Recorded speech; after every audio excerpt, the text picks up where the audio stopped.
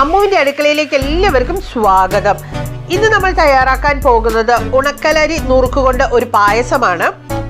ഇത് വളരെ എളുപ്പം ചെയ്തെടുക്കാൻ പറ്റുന്ന ഒരു പായസമാണ്. എല്ലാവരും ഇതൊന്ന് ട്രൈ ചെയ്ത് നോക്കണം. ഇതിന് വേണ്ടുന്ന ഇൻഗ്രീഡിയൻസ് ഞാനിവിടെ ലിസ്റ്റ് ചെയ്തിട്ടുണ്ട്. ഇതിന് വേണ്ടി ഞാൻ എടുത്തിരിക്കുന്ന ഉണക്കലരിയുടെ നുറുക്കാണ്, അതായത് പൊടിയരി.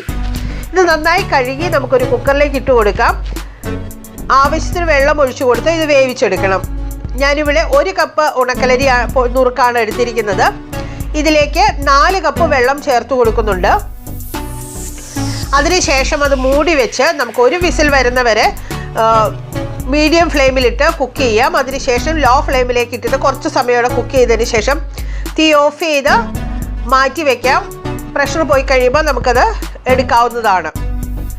ഈ സമയം നമുക്ക് മറ്റൊരു പാൻ അടുപ്പത്ത് വെച്ച് കുറച്ച് കശുവണ്ടിയും മുന്തിരിയും ഒക്കെ ഒന്ന് വറുത്തെടുക്കാം. അതിനുവേണ്ടി ഞാൻ 2 ടേബിൾ സ്പൂൺ നെയ്യ് ഒഴിച്ചു കൊടുക്കുന്നുണ്ട്.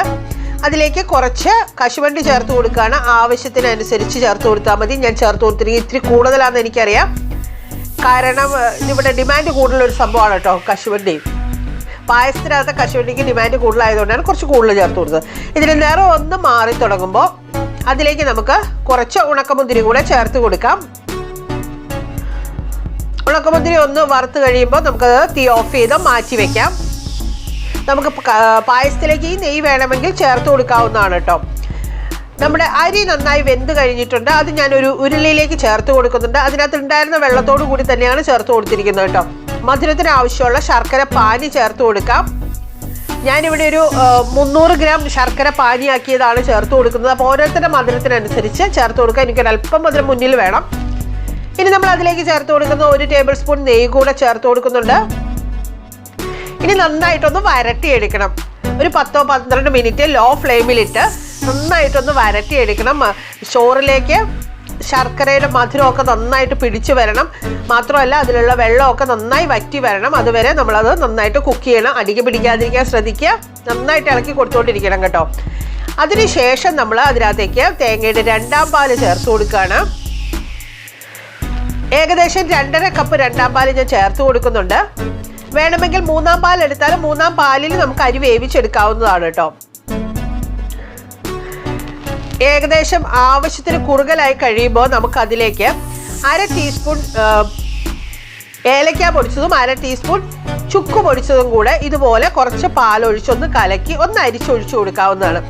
വേണമെങ്കിൽ ഡയറക്റ്റ് ചേർത്ത് കൊടുക്കാം. തരി ഇല്ലാന്നുണ്ടെങ്കിൽ ഡയറക്റ്റ് നമുക്ക് ചേർത്ത് കൊടുക്കാവുന്നതാണ്. ഞാൻ മിക്സി പൊടിച്ചെടുത്തുകൊണ്ട് ഏലക്കയുടെ നാരുകൾ കാണും, അതുകൊണ്ടാണ് അങ്ങനെ ചെയ്തിരിക്കുന്നത്. ഇനി നമ്മൾ അതിലേക്ക് ചേർത്ത് കൊടുക്കുന്നത് 1ാം പാലാണ്. ഞാൻ ഏകദേശം 1 കപ്പ് 1ാം പാൽ എടുത്തിരുന്നു. അതിൽ നിന്ന് കുറച്ച് പാലെടുത്തിട്ടാണ് ഏലക്കയും ചുക്കും ഇളക്കി യോജിപ്പിച്ച് കലക്കി ഒഴിച്ചു കൊടുത്തത്. ഇനി ജസ്റ്റ് 1 മിനിറ്റ് ഒന്ന് ചൂടാക്കി എടുത്താൽ മതി. തിളയ്ക്കാനായിട്ട് നിൽക്കേണ്ട. തീ ഓഫ് ചെയ്യാം. നമ്മൾ വറുത്ത് വെച്ചിരിക്കുന്ന അണ്ടിപ്പരിപ്പും മുന്തിരിയും ചേർത്ത് കൊടുക്കാവുന്നതാണ്. ഇതിൻ്റെ കൂടെ നമുക്ക് വേണമെങ്കിൽ കുറച്ച് തേങ്ങ കൂടെ വറുത്തിട്ട് കൊടുക്കാം കേട്ടോ. പൊടി ചെറുതായിട്ട് നുറുക്കിയെടുത്ത് തേങ്ങ കൊത്തുകൂടെ വറുത്തിട്ട് കൊടുക്കാവുന്നതാണ്. നമ്മുടെ പായസം തയ്യാറായി കഴിഞ്ഞു. എല്ലാവരും ഇതൊന്ന് ട്രൈ ചെയ്ത് നോക്കുക. അഭിപ്രായങ്ങളും നിർദ്ദേശങ്ങളും നിങ്ങൾക്ക് കമൻറ്റ് ബോക്സിൽ അറിയിക്കാവുന്നതാണ്. വീഡിയോ ലൈക്ക് ചെയ്യാനും ഷെയർ ചെയ്യാനും മറക്കരുത്. ചാനൽ സബ്സ്ക്രൈബ് ചെയ്യാത്തവർ ആരെങ്കിലും ഇത് കാണുന്നില്ലെങ്കിൽ ചാനൽ സബ്സ്ക്രൈബ് ചെയ്തേക്കണേ. ആ ബെല്ലൈക്കൺ കൂടെ പ്രസ് ചെയ്താൽ ഞാനിടുന്ന വീഡിയോസ് നോട്ടിഫിക്കേഷൻസ് ആയി അപ്പോൾ ലഭിക്കുന്നതായിരിക്കും. Thank you for watching.